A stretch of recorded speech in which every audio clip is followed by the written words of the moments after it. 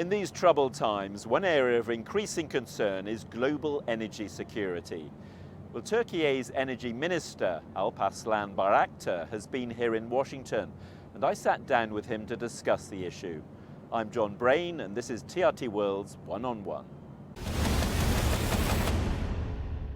It's an issue really highlighted by the Ukraine war, but how much of a concern is global energy supplies? Well, there's a big concern about global energy security and energy supply for various reasons, because today's energy world was facing many different crises and many different risks, starting from climate risks, pandemic last few years, high energy and commodity prices, supply chain problems, high inflation, cost of capital is increasing, all relevant to monetary policies. All these things are creating a lot of uncertainties for energy markets. And obviously the main reasons for the energy security concerns.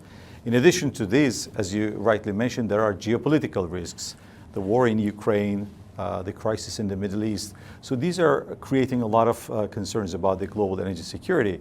But in addition to these developments, I think the equally important thing is like a policy-wise, uncertainty on policies, changing policies from one administration to another also are great concern about the energy security and giving the mixed signals to the investment community to invest on the energy fields. So these are the major concerns that we have in global energy security. And you're here in Washington. How is the partnership between your country and the US addressing those concerns? There are some certain areas that we are talking with our counterparts in here, with the US administration, to cooperate. Obviously, one of them is like a natural gas.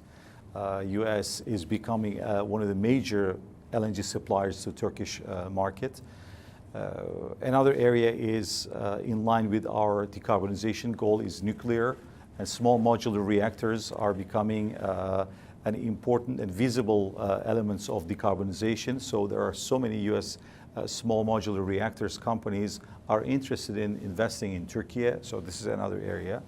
And one last part of this conversation that we had today with my counterpart, Secretary Granholm, is focusing on critical minerals, which is part of the successful energy transition, rare earth metals that will help us to introduce these newly emerging technologies, battery, electric vehicles, photovoltaic panels, and others. And all this is going to boost supply?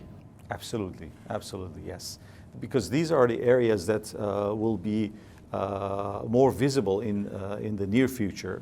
And also, like LNG already is the major things for our economy, because the gas is quite crucial for our economy and development. And tell us about the strategic mechanism meeting in March and what came out of that. Well, actually, it's a more structured way of our energy cooperation, energy and mining cooperation, let me say it this way. It includes all these areas that I already mentioned, but in another area that we are focusing is to cooperate in the third countries and different regions such as Africa, Middle East, and Caucasus. So it's a kind of broad cooperation in this field, and again, more structured way. That's G to G, government to government. But at the same time, we're planning to add business community and companies into this platform that we can have more tangible, result-oriented cooperation. And you've mentioned various forms of energy. What about nuclear?